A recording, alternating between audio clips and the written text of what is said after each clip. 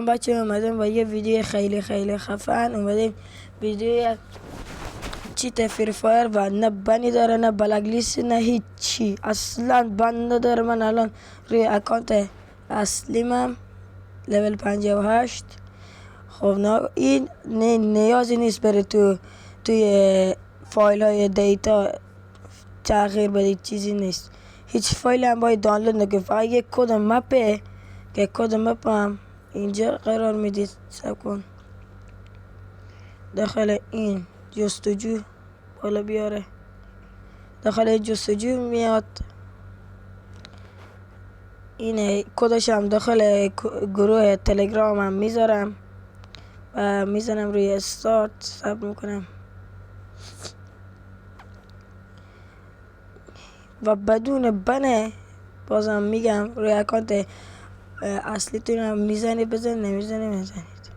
رمزی هم هست که اول کاستوم که میزنید میاد، اون رمزش هم داخل چنل تلگرام هم قرار میدم.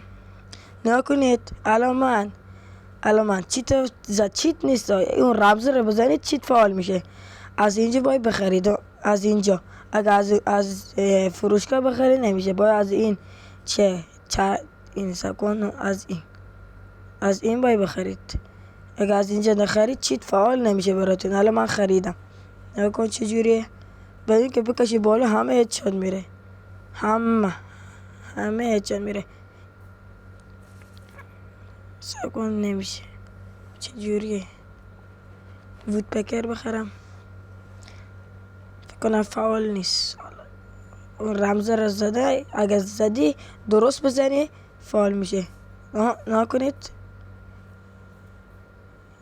فکر کنم یارمونم.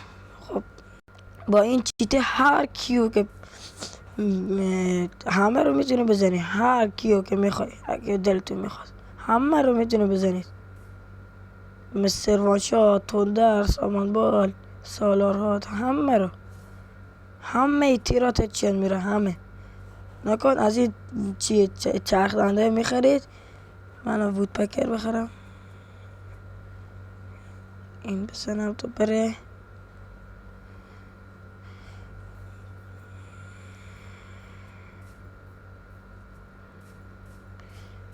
نکن یکی تیر میزنه خیلی تیر در بیرون، یکی که بزنه خیلی، اگه متوجه شی. یارمونم خب همه رو میزنه.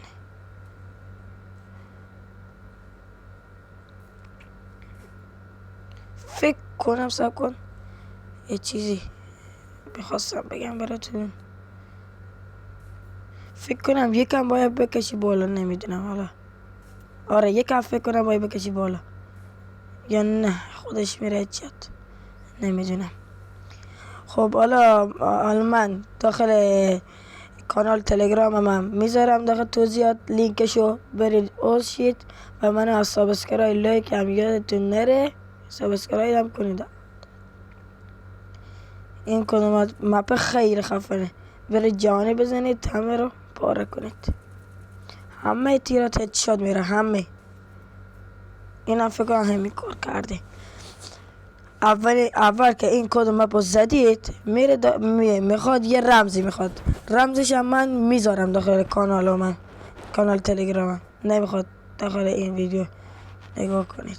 رمزش هم میگم 786 بود فکر کنم. آره 786، اگه اشتباه بود که میگم. میرم تو کانال تلگرام، کد مپش هم میذارم تو کانال تلگرام، حتما هم اوشید.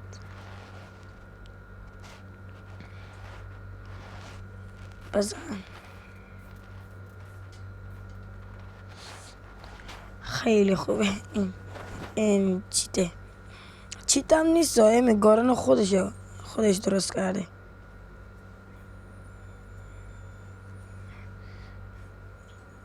سکن ستما یارمونم که همه رو داره میزنه. این بود از ویدیو. لایک سابسکرایب یادتون هم نره، زنگوله رو هم بزنید اگه ویدیو جدید هم گذاشته با خبر شید. و چیت هم میذاریم، چیت جدید. فعلا خداحافظ.